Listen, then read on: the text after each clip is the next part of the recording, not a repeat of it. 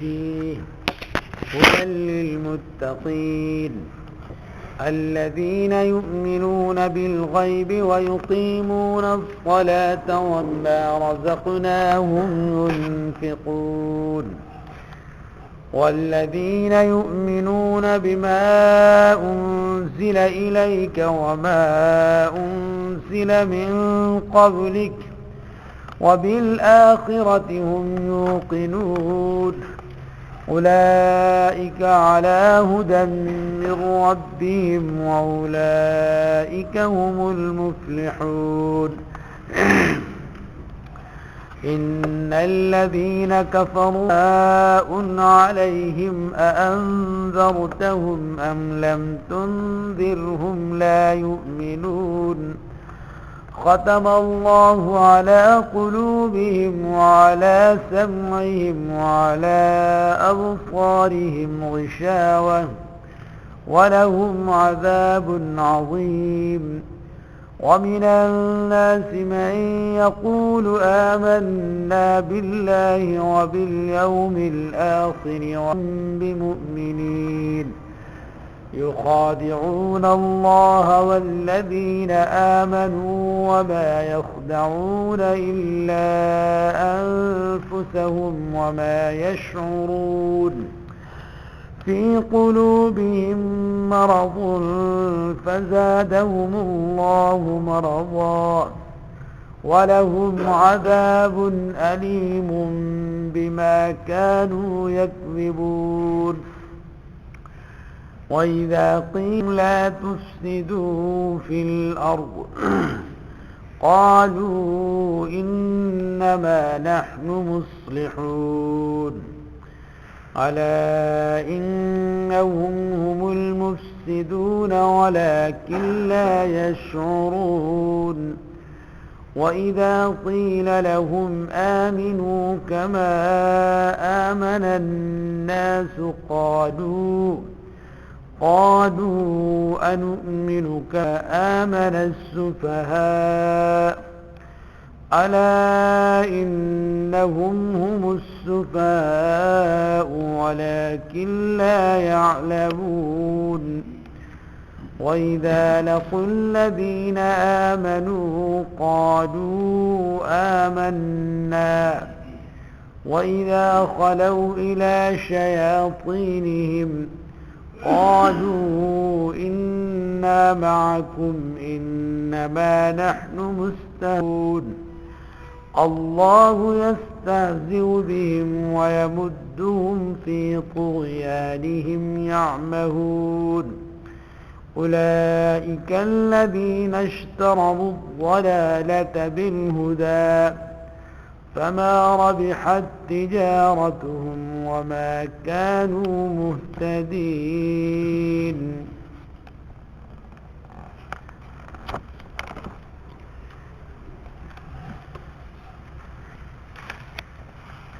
बताइए सूरह फातिहा के कितने नाम हैं? 3। पहला नाम सूरह फातिहा, दूसरा नाम सूरतुल मसअला, तीसरा नाम सूरतुल शिफा। सूरह फातिहा में 6 मज़ामीन बयान किए गए हैं। ये बताइए अल्लज़ीना अनअमता अलैहिम, इसमें कौन सा मज़मून बयान? मानने वालों के हालात। गैरिल मग़ज़ूबि अलैहिम वलद्दाल्लीन में कौन सा मज़मून बयान हुआ? ठीक है। अच्छा, मालिकी यौमिद्दीन में किसका बयान है? क़यामत का। अल्हम्दुलिल्लाहि रब्बिल आलमीन में किसका बयान है?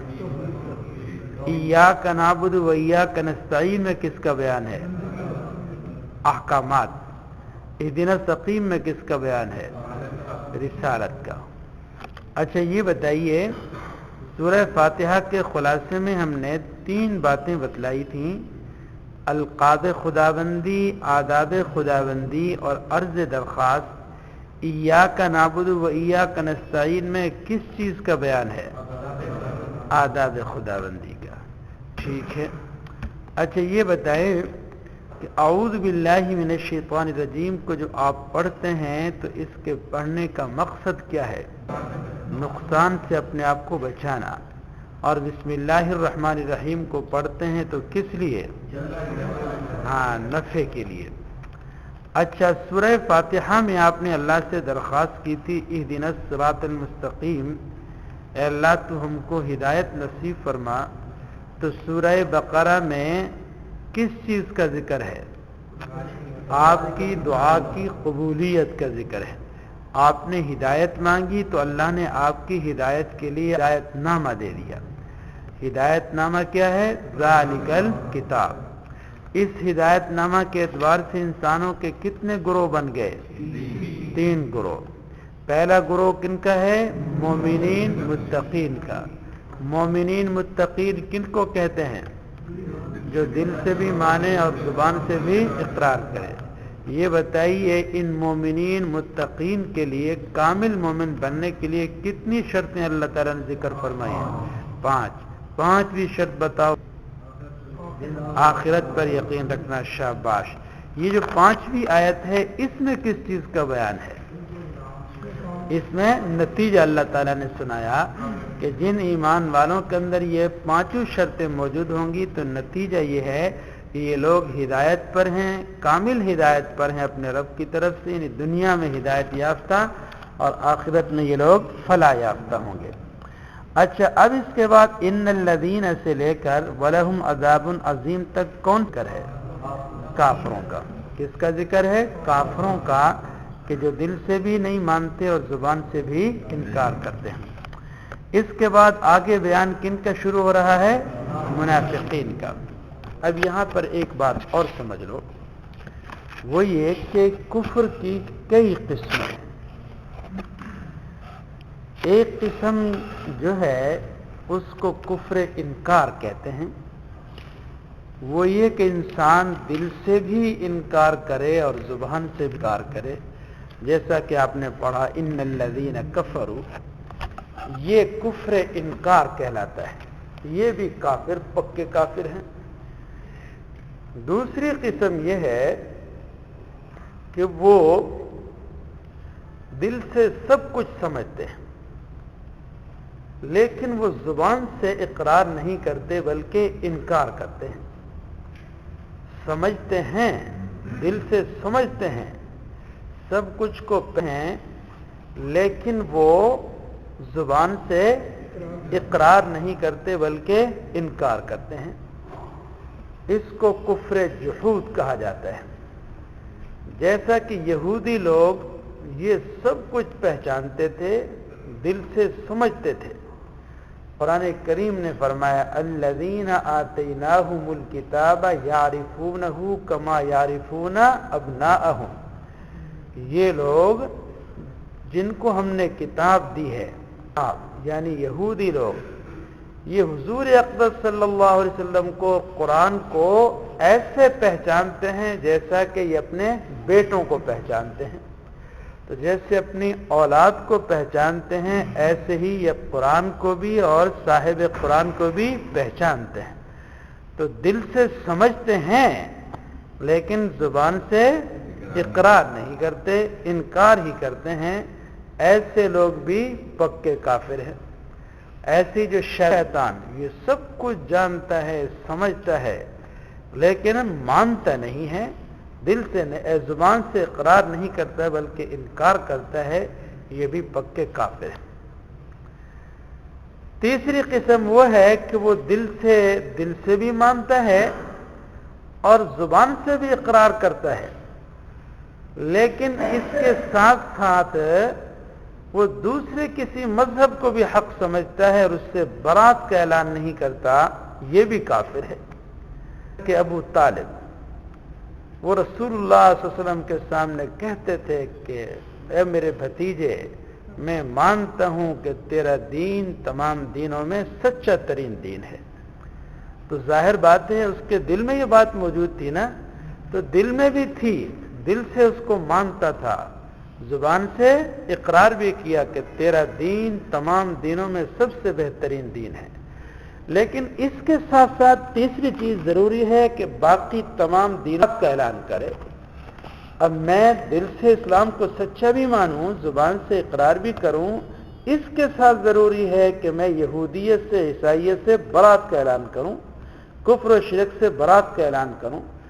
تو ابو طالب وہ اپنے مذہب کو نہیں چھوڑنا چاہتا تھا، اس سے برات نہیں کرتا تھا. وہ کہتا جی اس کو نہیں چھوڑ سکتا، اگر چھوڑ دیا تو قوم مجھے تانے دے گی. تو اس نے کفر و شرک سے برات کا اعلان نہیں کیا، اس وجہ سے وہ بھی کافر ہی ہے. یہ قسم ہے وہ کفر نفاق کہلاتی ہے، جیسا کہ اس رکوع میں بیان ہے. وہ کیا دل میں تو کفر ہے، انکار ہے، لیکن کسی دنیاوی مصلحت کے پیش نظر وہ زبان سے اقرار کر لیتے ہیں، کلمہ پڑھتے ہیں. تو ایسے لوگ بھی کافر ہیں، ان کو کافر منافق کہا جاتا ہے.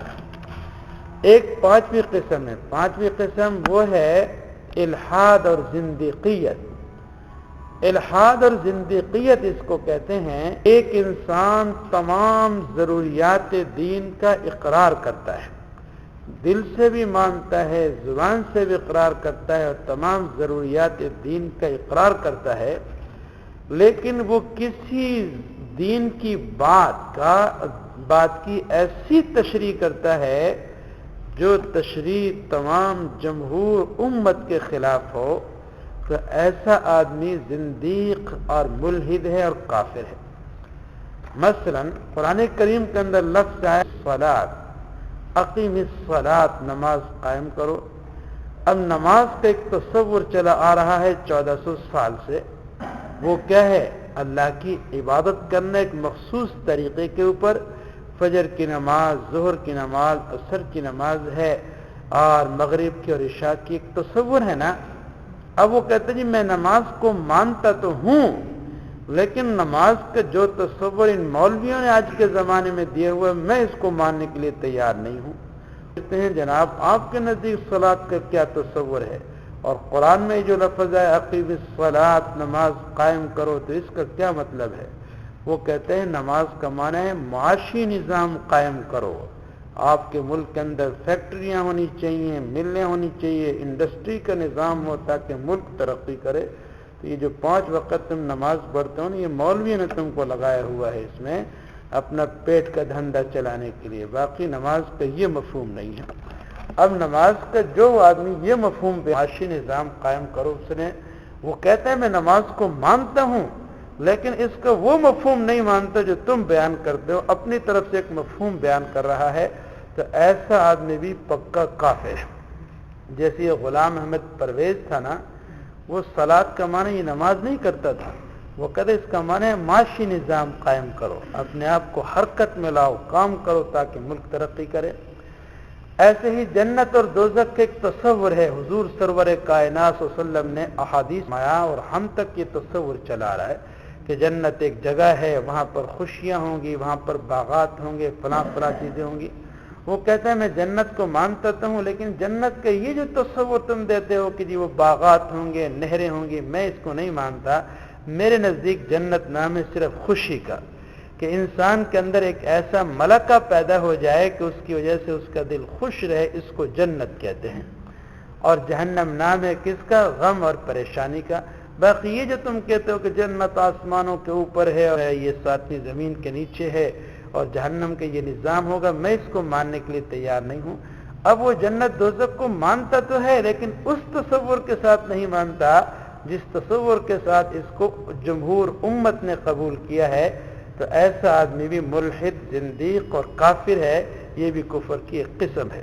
تو ضروریات دین کی ایسی تشریح جو مسلمہ اصول سے ٹکراتی ہو اور جمہور امت کی تشریح کے خلاف ہو، تو ایسی تشریح کافر بنا دیتی ہے. مسلمان اور مومن بننے کے لیے ضروری ہے تمام ضروریات دین کو مانا جائے، اور کافر بننے کے لیے کسی ایک امر ضروری کا انکار کر دیا آدمی کافر ہو جاتا ہے. تو مسلمان بننے کے لیے تمام ضروریات دین کو ماننا ضروری ہے، اور کافر بننے کے لیے صرف ایک چیز کا انکار کر دو، انسان کافر ہو جائے گا. تو یہ اب آپ نے سمجھ لیا نا کہ یہ میں نے تفسیر اس لیے کی کہ ایک صاحب کہنے لگے یہ تو آپ کہتے ہیں کہ جو دل سے نہ مانے اور زبان سے اقرار کرے وہ منافق ہے، لیکن ایک انسان ہے کہ وہ دل سے مانتا ہے لیکن زبان سے نہیں مانتا، زبان سے اقرار نہیں کرتا، تو اس کے بارے میں کیا ہے؟ تو اچھے طریقے سے سمجھ لیجئے، جس طرح کوئی انسان دل سے انکار کرے اور زبان سے مانے جیسا کہ منافق لوگ کرتے ہیں یہ کافر ہیں، ایسے اگر کوئی انسان دل سے سمجھتا ہے مانتا ہے لیکن زبان سے اقرار نہیں کرتا ہے، یہ آدمی بھی کافر ہی شمار ہوگا اور یہ بھی پکا کافر ہے۔ سمجھ لیا نا اچھے طریقے سے؟ اچھا جی فرمائیں۔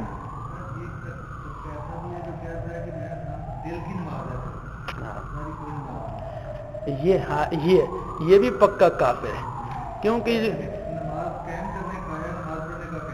ہاں وہ یہ ہے، یہ جو اب یہ جو آپ نے بات کی نا یہ بھی الحاد اور زندیقیت میں آئے گی۔ یقیمون الصلاۃ کا ایک تصور 1400 سال سے چلا آ رہا ہے۔ حضور اقدس صلی اللہ علیہ وسلم نے دل میں نماز نہیں پڑھی بلکہ آپ مسجد میں تشریف لاتے تھے اور اس طریقے سے ہم نے پڑھی ہے۔ آپ نے زندگی کے آخری لمحات کے اندر بھی مسجد میں پہنچ کر جماعت کے ساتھ نماز پڑھائی ہے، تو لہذا حضور صلی اللہ علیہ وسلم نے ایک تصور دیا ہے نماز کا کہ نماز اس چیز کو کہتے ہیں۔ اب اگر کوئی انسان کہ میں جناب دل کے اندر نماز پڑھ لیتا ہوں، تو اس نے نماز کی ایسی تشریح کی ہے جو رسول اللہ صلی اللہ علیہ وسلم کی تشریح کے، صحابہ کی، تابعین، تبع تابعین اور 1400 سال سے جو ایک تصور چلا آ رہا ہے اس کے خلاف کہ یہ شخص بھی پکا بے ایمان اور کافر ہے۔ سمجھ گئے نا؟ یہ بھی پکے بے ایمان اور کافر ہیں جناب، یہ بھی پکے بے ایمان۔ اچھا جی، اب مجھے چند الفاظ کا آپ ترجمہ بتا دیں۔ اچھا، انہوں نے کہا بے شک ہم تمہارے ساتھ ہیں، بتاؤ کون سے لفظ کا ترجمہ ہے؟ پوری آیت پڑھو نا۔ قالوا انا معکم، کہا انہوں نے بے شک ہم تمہارے ساتھ ہیں۔ کہا کہ ایمان لائے بیوقوف لوگ، کون سے لفظ کا ترجمہ ہے؟ کما آمن السفہاء، جیسا کون سے لفظ کا ترجمہ ہے؟ کما کا۔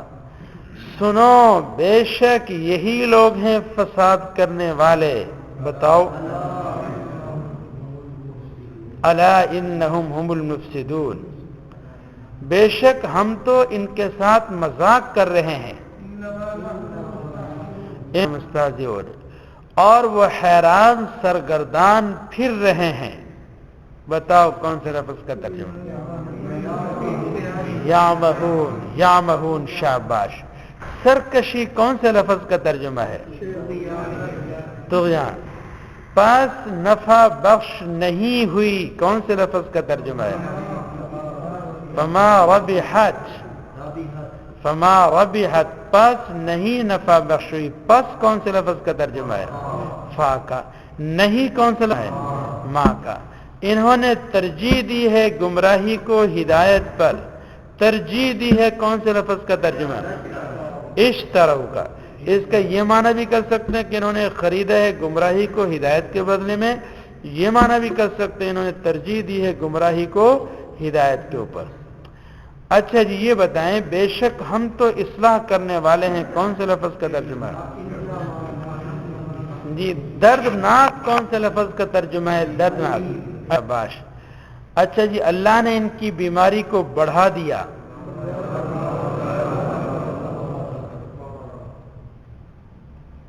اور جب یہ تنہائی میں جمع ہوتے ہیں اپنے سرداروں کے ساتھ اور ان کی آنکھوں پر پردہ ہے، وعلی ابصارہم غشاوہ، اللہ نے مہر لگا دی، یہ ایمان نہیں لائیں گے، برابر ہے ان پر،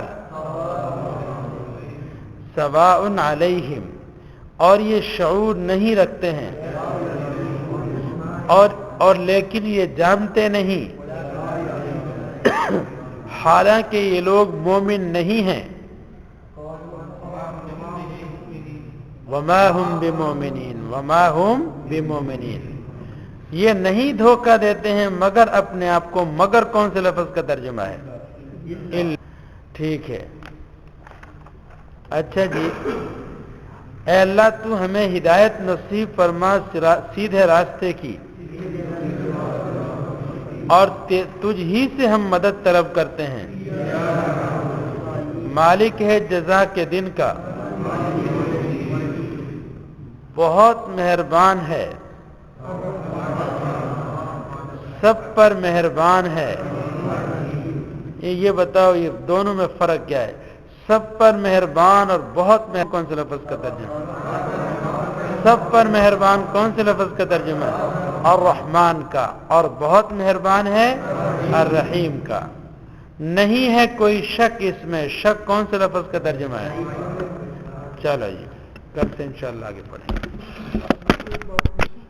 فرمائیں جناب۔